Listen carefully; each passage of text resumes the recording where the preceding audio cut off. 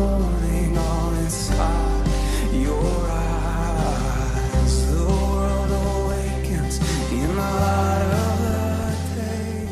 I look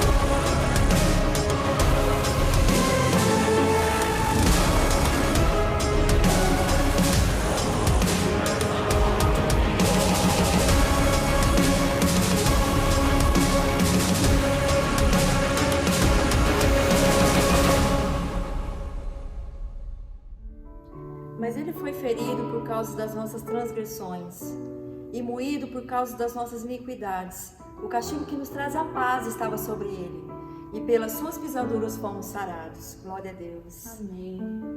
O castigo que nos traz a paz estava sobre ele. Hoje, domingo de Páscoa, nós celebramos a ressurreição de Jesus Cristo e a paz que excede todo entendimento que temos através de Jesus Cristo. Que ela esteja sobre a tua casa, família, na tua vida, em nome de Jesus. Amém. Não existe nada melhor do que ser amigo de Deus, caminhar seguro na luz, desfrutar do teu amor, ter a paz no coração, viver sempre em comunhão e assim perceber a grandeza do poder de Jesus, meu bom pastor.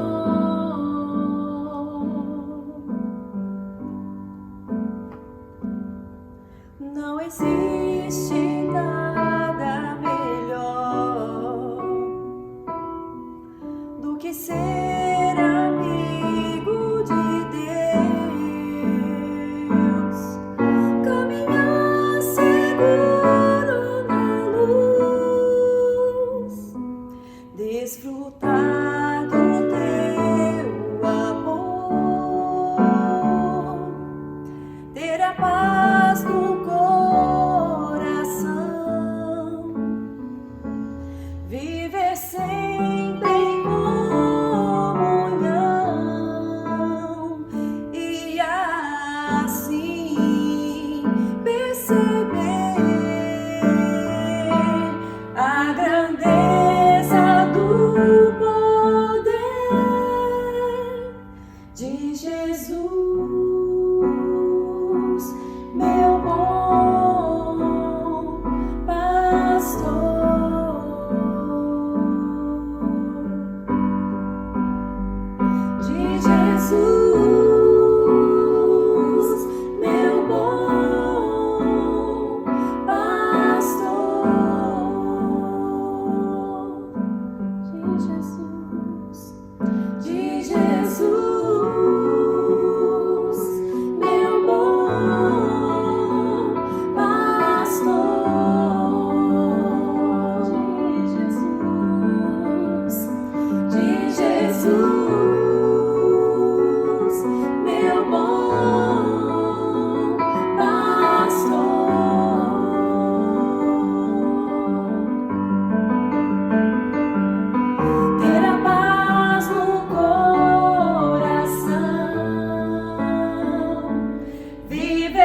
sempre em comunhão,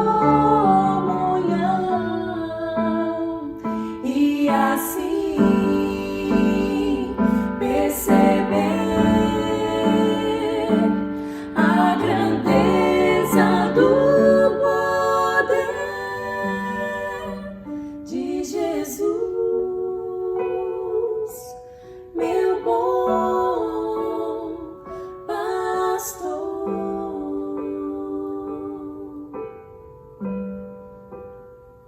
De Jesus,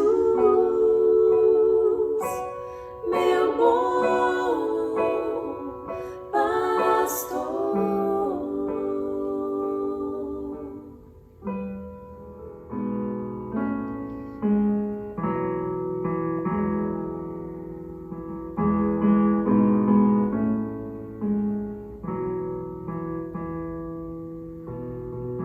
Não tenha sobre ti um só cuidado, qualquer que seja,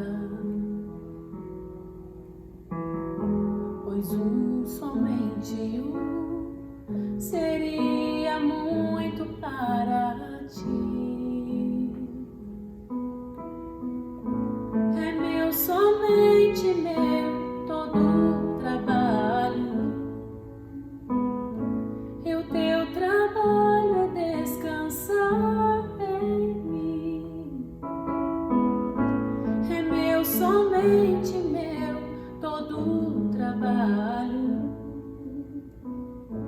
e o teu trabalho é descansar em mim.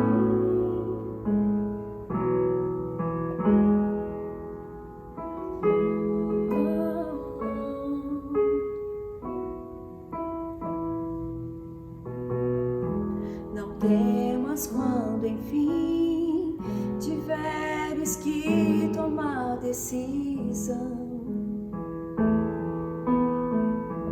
Entrega tudo a mim, confia de todo o coração.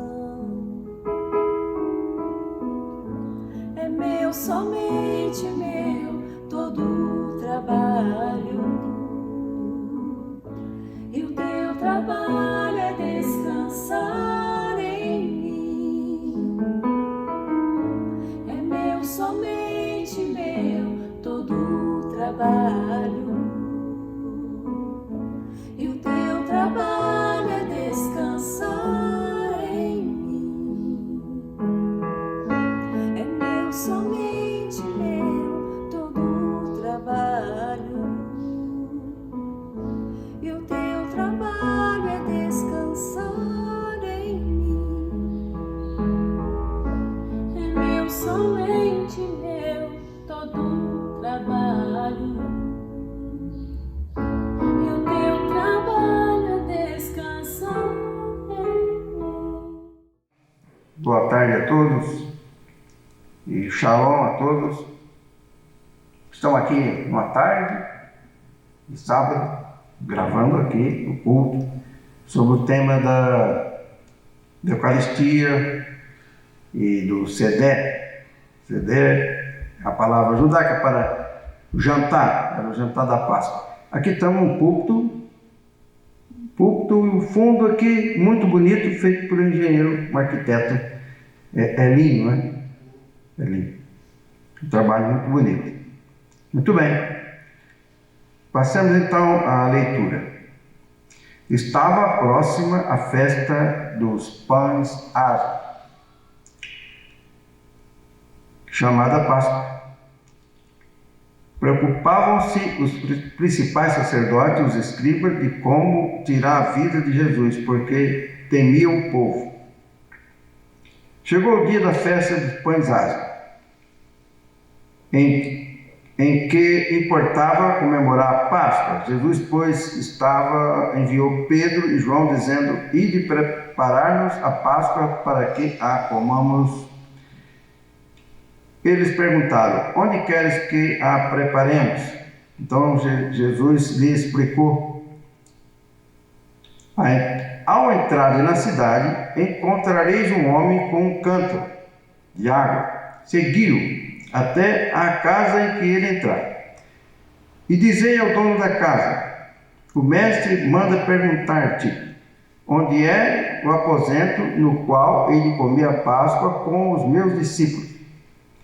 Ele vos mostrará um espaçoso cenáculo mobiliado. Ali fazei os preparativos. Indo, tudo encontraram como Jesus lhes dissera e prepararam a Páscoa, a última Páscoa. Chegada a hora, pôs-se Jesus à mesa e com ele os apóstolos, e disse-lhes: tenho desejado ansiosamente comer convosco esta Páscoa, antes do meu sofrimento. Pois vos digo que nunca mais a comerei até que ela se cumpra no reino de Deus. E tomando um cálice, havendo dado graça, disse: recebei e reparti entre vós. Pois vos digo que de agora em diante não mais beberei do fruto da videira até que venha o reino de Deus. E tomando o pão, tendo dado graças, o partiu e lhes deu, dizendo: isto é meu corpo, oferecido por vós, fazei isto em memória de mim. Semelhantemente, depois de cear, tomou o cálice, dizendo: este é o cálice da nova aliança no meu sangue, derramado em favor de vós. Amém. Glória a Deus. Muito bem, meus irmãos. O tema da mensagem de hoje é o profundo desejo de Jesus. O texto, ele traz uma palavra sobre desejo profundo, e Jesus faz uma construção nova, que João Wesley desejou como um desejo desejado, ou um profundo desejo, que é epitimia e epitimeza, quer dizer, um desejo forte, um desejo que vinha tomando conta da alma de Jesus. Jesus era um homem de sentimento. John Wesley interpretou como um desejo ansioso. Então, o que Jesus pensou e sentiu em si mesmo, no seu interior, na sua mente, porque Jesus era um homem de sentimento. Muitos teólogos observaram isso. Jesus era um homem de sentimento. Então ele já havia preparado aquela casa, já havia conversado com o dono da casa, já tinha combinado. E ele foi pensando a respeito daquela reunião, do Sedé. Ele era judeu, né?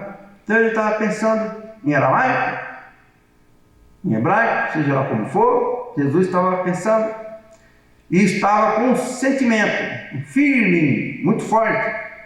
Ele foi dominado por um sentimento, deixou-se dominar por aquele sentimento, que é interpretado como epitimia, que Paulo usa como um desejo, seria por mal, o desejo do mal, o desejo da carne. Mas em Jesus ali, era o desejo humano de fazer algo importante. Então, primeira coisa, porque ele precisava participar com seus discípulos naquela Páscoa. Era pelos discípulos que ele estava ansioso, num profundo desejo de participar daquela Páscoa, que seria a última. Segundo, para manifestar-se a si mesmo perante o discípulo e ficar o testemunho perante o mundo e a igreja sobre ele mesmo. Numa festa solene, é importante que fosse aquele ato de Jesus, que era um ato histórico, que ia fazer um marco dali em diante, numa festa solene que era o Sedé da Páscoa. Sedé era uma festa importante e Jesus usou aquela festa para manifestar-se a si mesmo perante os discípulos e também para toda a igreja, criando assim um instituto de grande importância, um instituto de grande memorial, um marco histórico, memorial de sua morte. Essa é a importância que tem E isso é que estava no desejo de Jesus, um profundo desejo. Ele disse: tenho desejado ardentemente, tenho desejo ardentemente participar dessa ceia convosco. Então ele já estava, já antes daquela quinta-feira, talvez ali já uma semana antes, 4, 5 dias antes, Jesus já tinha combinado tudo e sua alma estava apegada àquele fato. Aquele era um fato histórico determinante que ia ser um marco memorial para a igreja até que ele volte. E ele citou isso na reunião do seu CDE, da sua ceia. Muito bem.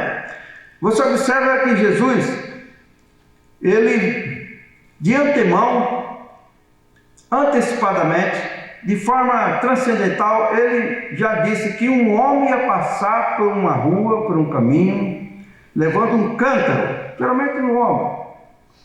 Aqui no Nordeste, por todo canto, a pessoa leva na cabeça uma lata d'água, vai buscar no poço a água, enche a lata e traz na cabeça.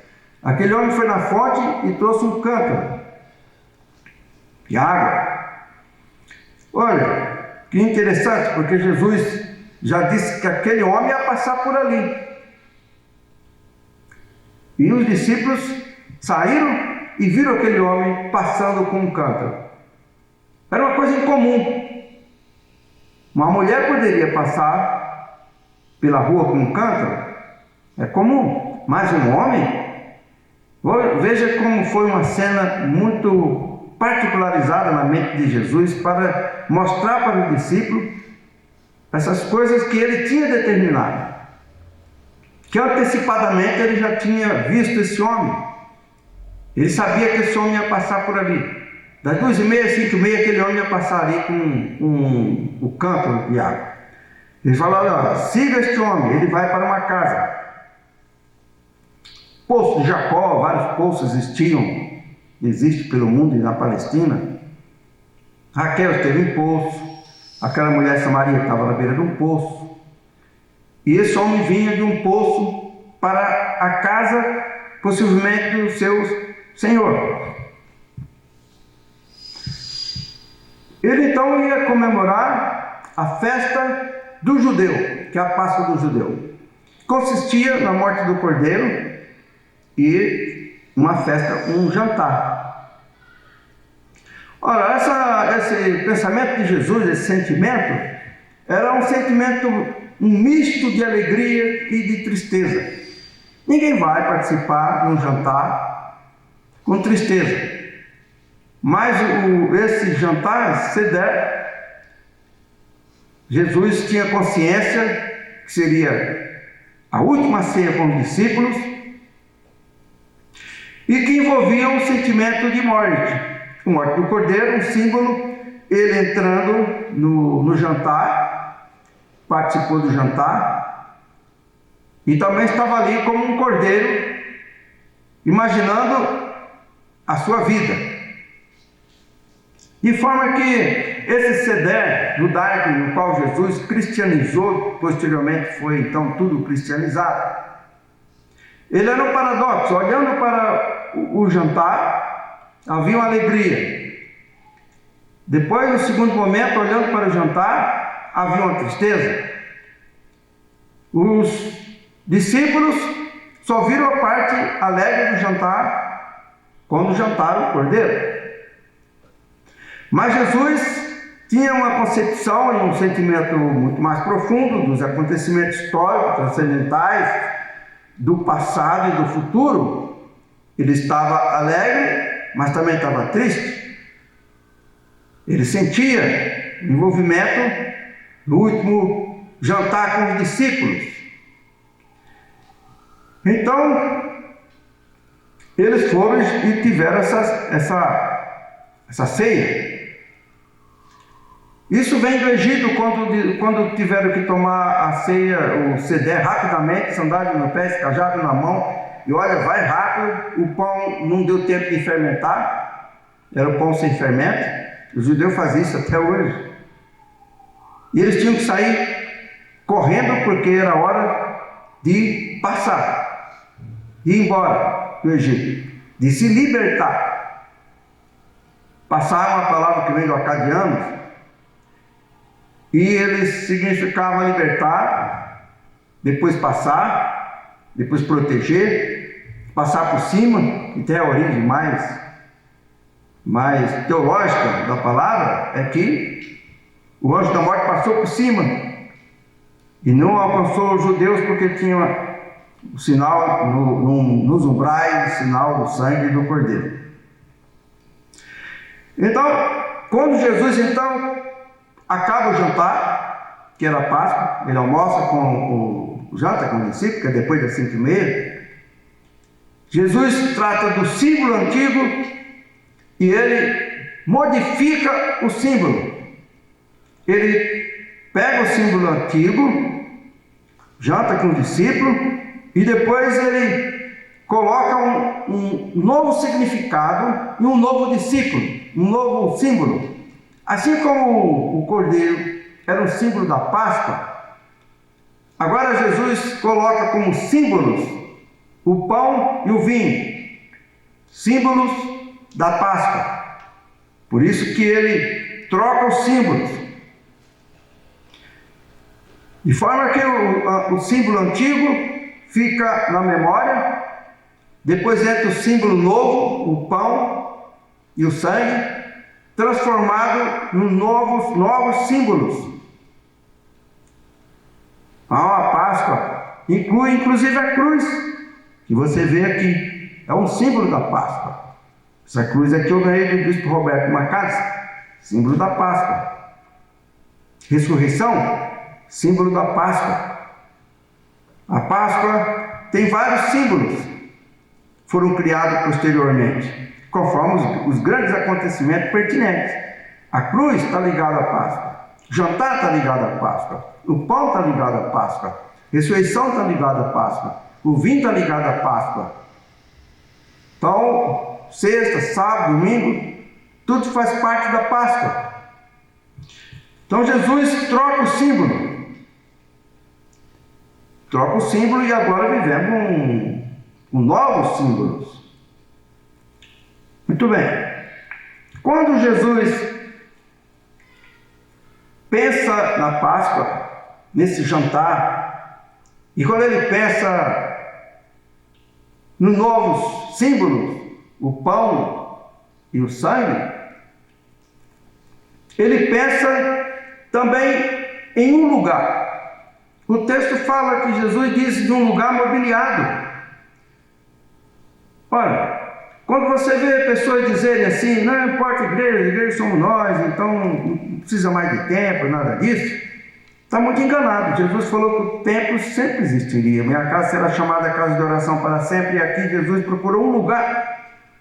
Ele não fez a Santa Ceia, a Eucaristia, esse jantar debaixo de uma árvore, nem debaixo de uma marquise, nem na varanda de uma casa. Ele mandou escolher um lugar, um cenáculo, e mobiliado, preparado para acontecer esse evento que tinha grande importância. Não é como as pessoas pensam, não importa templo, não importa nada, importa sim, que o templo somos nós. Nós não somos nem tão bonzinhos para ser templo do Senhor, e o templo exclusivo em nenhum lugar a não ser nós mesmos. Sempre é importante um lugar. Jesus deu importância ao lugar. Não era qualquer lugar, não era nenhum lugar, era um lugar. Não era um lugar nenhum, é um lugar determinado, escolhido antecipadamente. Veja a importância do lugar. Veja a importância que é a Assembleia dos Santos, a reunião dos irmãos no templo. Tem muita importância. Então Jesus mandou esses discípulos, que era Pedro e João, estavam sempre juntos resolvendo as coisas, né? Mandou conversar com o dono da casa. E o texto fala que é um bom homem, fala com aquele bom homem. Aonde é o lugar que eu vou comer a Páscoa com meus discípulos? As casas das pessoas mais privilegiadas, mais prósperas, ou pessoas que tinham mais condições, ela tinha uma casa sobre outra casa, como se fosse um sobradinho. Mas a entrada para o cenáculo era por fora. Eles costumavam alugar. E às vezes não cobravam nada. Nesse caso não cobrou nada, mas eles comiam uma parte do cordeiro da Páscoa. Ele talvez, com certeza, recebia uma parte, um pedaço. E ali Jesus fez a sua mudança no símbolo. Tem muita importância o símbolo. Jesus comeu a Páscoa, tradicional dos judeus,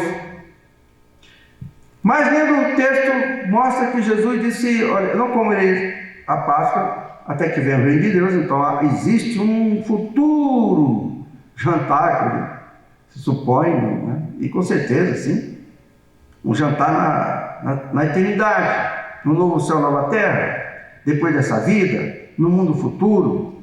Jesus disse sobre isso. Mas naquela hora, quando se lê o versículo, diz que Jesus não comeu do pão, bebeu do vinho, porque também aquilo simbolizava o seu próprio corpo. Então era para terceiro, não era para ele. Então Jesus disse: repartam entre vocês. E eles partiram o pão e beberam o vinho, porque Jesus ofereceu o pão e o vinho como símbolo do seu corpo e símbolo do seu sangue para a remissão de pecados e tal. Portanto, evidentemente, é muito claro que ele não comeu do pão e do vinho, bebeu do vinho. Por quê? Porque aquilo era para os discípulos e para nós, não para ele. Ele não tinha pecado. Era uma cerimônia, um cerimonial, o símbolo da alimentação espiritual. Então ele falou: antes da minha morte não beberei, porque já havia jantado. A Eucaristia, que é a ação de graça que Jesus celebrou, era algo diferente, maior do que o ceder do cordeiro. Agora seria uma coisa transcendental, uma coisa espiritual. Jesus disse: este é o meu corpo e o meu sangue. Como o cordeiro era um símbolo da Páscoa, o pão e o sangue era símbolo do corpo e do sangue de Jesus, e não propriamente o corpo, evidente. Ainda que haja quem acredite ao contrário, mas isso a pessoa tem liberdade. Quem achar que é realmente o corpo e tal, não se deve discutir isso a chegar nos limites da ignorância, como houve na Reforma, quando se discutiram sobre se era o corpo ou não, etc. A reunião entre os reformadores terminou sem um aperto de mão, sem um choque remo. Foram embora meio zangados, porque um achava que era o corpo, outro achava que era a memória. Precisa ficar zangado por causa disso? Não. Quem achar que é assim, a gente nem discute. Muito bem. Então Jesus repartam entre vocês. E eles repartiram. Então essa é a história, esse é o marco da Eucaristia, que teriam que fazer repetidamente. Algumas pessoas fazem uma vez por mês, outra uma vez por ano. A Igreja Metodista Renovada faz uma vez por mês, é razoável. E se faz isso em memória de Cristo. Então a Páscoa é uma das festas mais importantes do judeu, a mais importante do judeu, a mais importante do cristão, e tem governadores e prefeitos no pleno século XXI, por não lerem a Bíblia, não conhecerem a história do judeu nem dos cristãos. Imagina, eles proíbem culto no dia mais importante da igreja. Vão ter muitos votos de cristão na próxima eleição, pode ter certeza, né? Quer dizer, ninguém deve se intrometer na história da igreja. Você pode mudar dia de carnaval, mas dia da Páscoa, não, isso não pertence ao governo, isso pertence ao povo, porque é da igreja, a igreja é o povo. Então veja a importância da Eucaristia, a importância do ceder hebraico, que está na raiz da história da Eucaristia, do pão e do vinho. A importância do sentimento de Jesus, que as pessoas na Eucaristia devem desejar participar. As pessoas realmente, os cristãos, quer seja católico ou evangélico, eles desejam participar. Ninguém deve interferir nesse desejo, porque é algo muito espiritual. Ninguém tem autoridade para impedir, criticar, querer ser o sumo sacerdote de toda a igreja e dizer isso aqui você não pode, aqui você não pode participar no dia da Páscoa, etc. Isso é uma coisa muito séria. Então Jesus teve um profundo desejo, desejou ardentemente, ou então desejei de forma muito desejada, usa 2 vezes epitimia, né? Mudando na segunda parte, epitimesa, quer dizer, desejo de forma desejosa, ou desejo ardentemente. Então João Wesley interpretou isso como um desejo ardente de participar dessa ceia e fazer os marcos históricos da igreja que temos até hoje.